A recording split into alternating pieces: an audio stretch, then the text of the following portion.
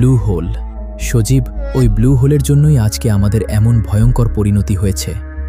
Blue whole সেটা আবার কি? আমি তোমাকে সবকিছু বুঝিয়ে বলছি।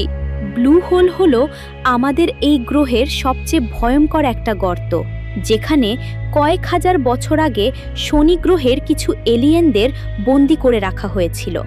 আমাদের পূর্বপুরুষেরা মূলত তাদেরকে বন্দি করে রেখেছিল, যেন ওরা কখনো আমাদের কোনো ক্ষতি করতে না পারে।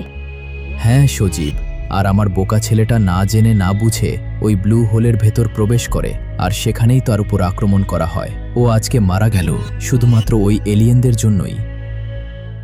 1 মিনিট ফিটাস, আমার মনে হয় ওর মৃত্যু উচ্চতর রেডিয়েশনের জন্য হয়েছে।